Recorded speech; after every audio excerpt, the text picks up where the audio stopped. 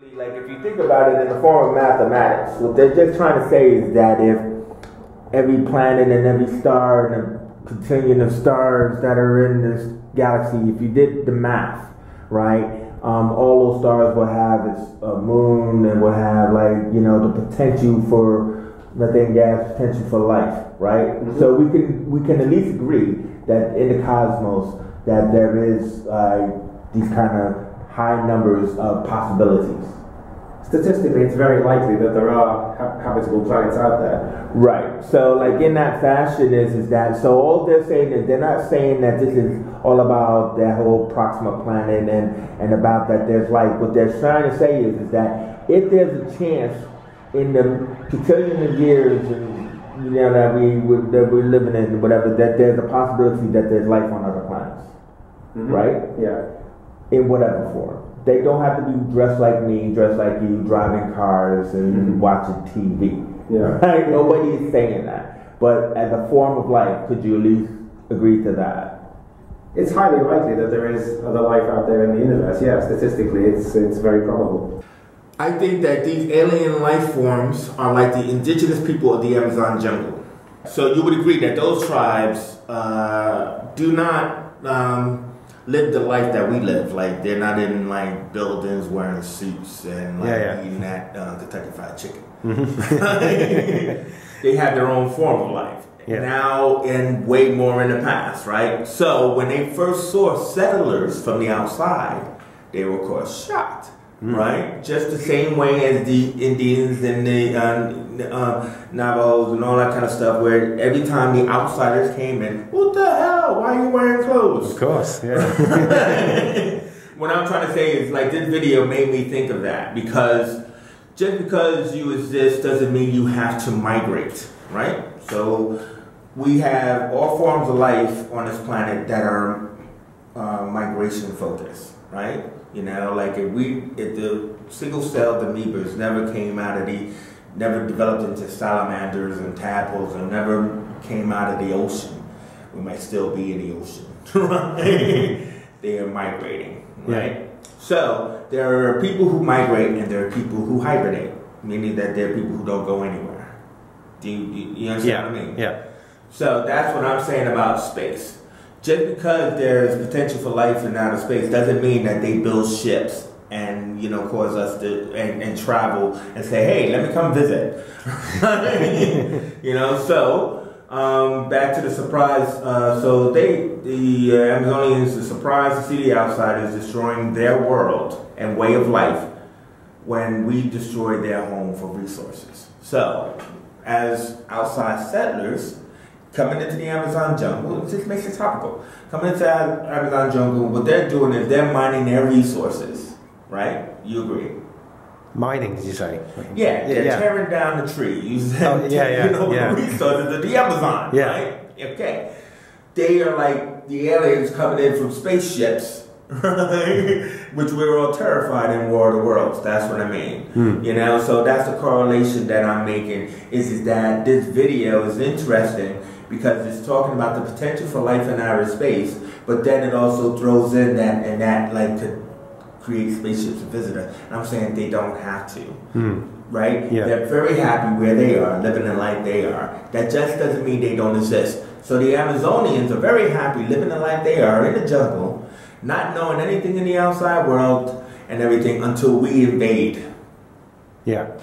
Right? But so what I'm just trying to say in that correlation, they would think that there's nobody out there too. Any civilization will operate within its limit of technology. So like the Amazonians, for example, they didn't have the technology to build massive ships and sail across oceans, whereas in the Western European world we did. So same with ourselves in relation to any possible alien civilizations that are out there. We can't get to them. We can travel as far as, we can send humans as far as the moon. We may eventually be able to send humans to Mars, but that's about the limit. We're not going to be able to send humans beyond the reaches of our solar system. And it may well be the same with those alien civilizations, whatever is out there. They may be able to travel around within a short space, but they can't get to us. Yeah, it's not like we're supposed to think they're automatically advanced because that's the movie. Yeah. You're right. The movie is they're advanced. They're more intelligent than we are. They've probably been living longer than we are, but we don't have to assume that. Exactly. They could be just any alien civilization or any alien life forms could be no more than amoeba or bacteria or viruses on the planets that they're on. They may be way primitive to us. They may be slightly more advanced than us, but still not advanced enough that they can build a kind of light year hyperwarp drive system, spaceship and get to us. The distances involved are just vast beyond our comprehension. Yeah, that video alone was talking about a septillion of stars that are in the cosmos. We can't even imagine that number. No. We can imagine a few million in terms of like people or cars on the roads or anything like that, but those numbers of quadrillions, septillions, it's way beyond our comprehension. So that kind of distance between our solar system and any solar system that does have life on it is immeasurably too far for us to travel to them or for them to travel to us. So the debate actually is that does life exist in outer space, right? And if it does it have to migrate? There is no actual proof besides the written fantasy or literature that says that alien life form, one, has to look like us, and two, have to travel to us. And remember, that is literature. That goes all the way past Ellison and Crichton and Shakespeare and Aristotle, the guys who wrote the original stuff, Johann Kepler and Copernicus. It goes all the way back there to those people who are defining the world that we believe, which is what debating reality is all about, because I don't believe that we should believe what they have told us to believe. Nigel does. So, in believing what he was told, right?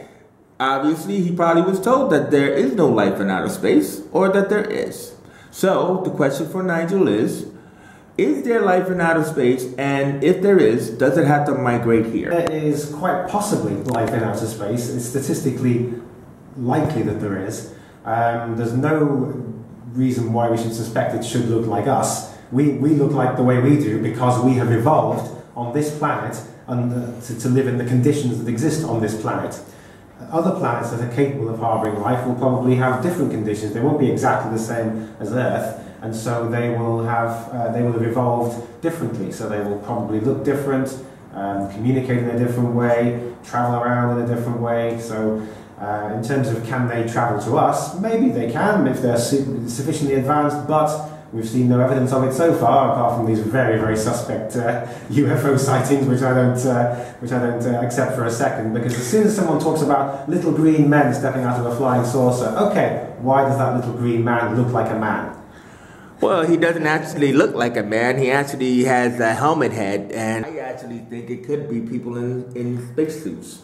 I think that alien life forms that grow up in planets that don't have the same hydrogen content, oxygen content, methane content as we do, because why should they, probably have some kind of head protection gear.